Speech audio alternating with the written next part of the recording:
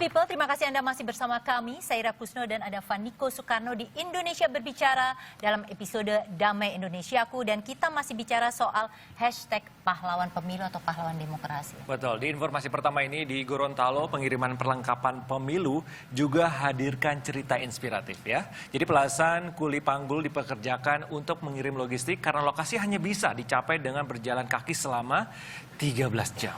Nah, puluhan kotak suara ini dikemas, dilapisi plastik, dan diikat rapi untuk didistribusikan ke wilayah terpencil di Provinsi Gorontalo.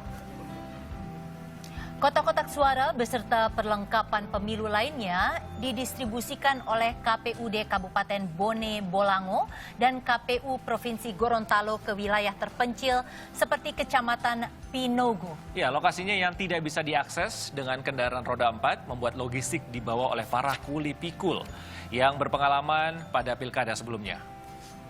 Tahun ini ada 24 kuli pikul yang dipercaya untuk mendistribusikan kotak-kotak suara.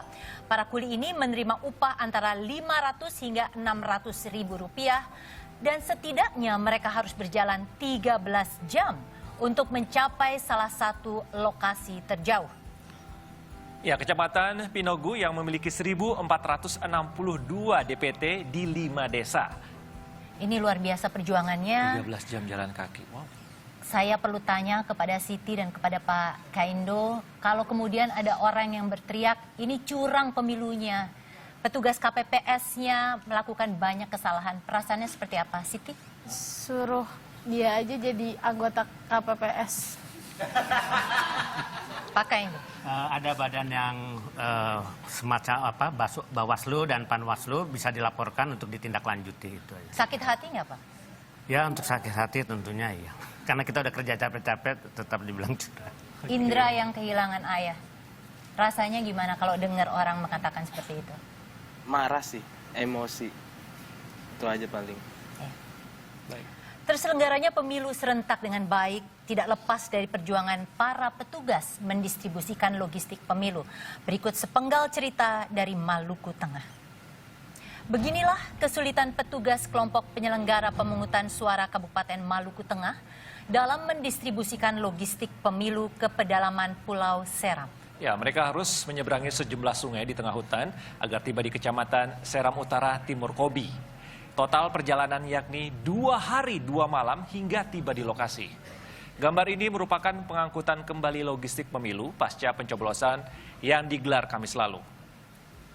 Upaya ini perlu dilakukan agar warga suku Terasing yang mendiami kaki Gunung Murkele, Pulau Seram, bisa memberikan suara mereka. Ya, di tengah hutan ini juga bermukim 4 desa terpencil, yakni Desa Manio Rendah, Manio Tinggi, kemudian di tengah Kabualo dan Kabuari. Dari 4 desa ini ada 743 warga terdaftar sebagai daftar pemilih tetap. Warga desanya merupakan suku Mausu Ane yang tahun lalu sempat kelaparan akibat krisis pangan. Dan Good People, pemilu serentak 2019 meninggalkan sejumlah cerita tragis. Banyaknya surat suara dan panjangnya jam kerja membawa banyak korban. Jumlah petugas kelompok penyelenggara pemungutan suara KPPS yang meninggal dunia sudah lebih dari 200 orang. Sementara yang sakit lebih dari 1.400 orang. Ya, anggota KPPS yang meninggal maupun sakit sebagian besar disebabkan karena kelelahan dan kecelakaan. Pemerintah melalui Kementerian Keuangan akan memberikan santunan bagi petugas KPPS yang menjadi korban setelah menjalankan tugas mengawal proses pemilihan umum. Komisi Pemilihan Umum menyatakan santunan akan diberikan segera setelah pemerintah merumuskan besaran santunan. KPU mengusulkan besaran santunan untuk keluarga korban meninggal dunia di kisaran 30 sampai 36 juta rupiah. Sementara untuk petugas KPPS yang mengalami kecelakaan sehingga menyebabkan kecacatan, diusulkan dapat santunan 30 juta rupiah.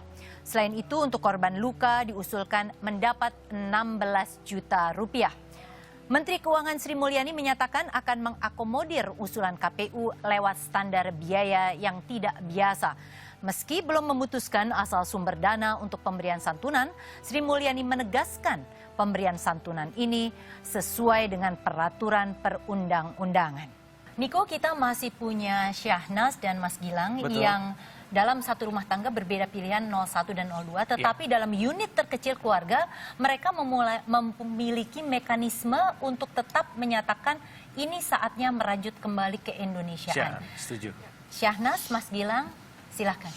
Baik, siapapun pemenangnya, apakah yang menang petahana ataupun kita ganti presiden, jangan lupa kita bangun pagi tetap ya, kerja keras pun tetap, ngapain mesti berantem gitu. Dan yang paling penting adalah kita bekerja dan kita berbakti bukan untuk presiden, tapi untuk bangsa Indonesia. Mas Gilang. Siapapun yang menang, masalahnya kan cuma presiden cuma satu. Siapapun yang menang berarti kita semuanya harus mencintainya, mencintai Indonesia sampai kapanpun. Indonesia milik kita semuanya.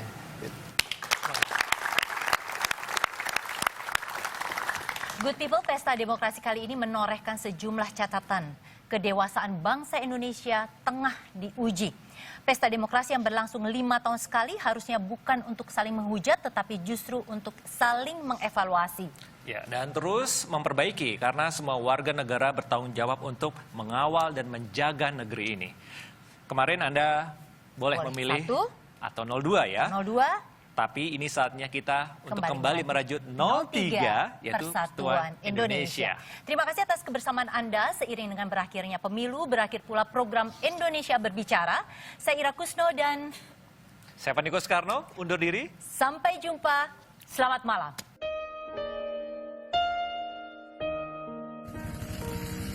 Tanah airku tidak kulupakan, kan terkenal selama hidupku.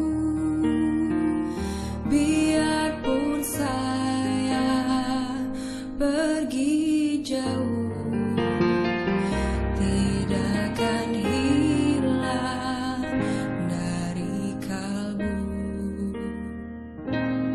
Tanahku yang ku cintai,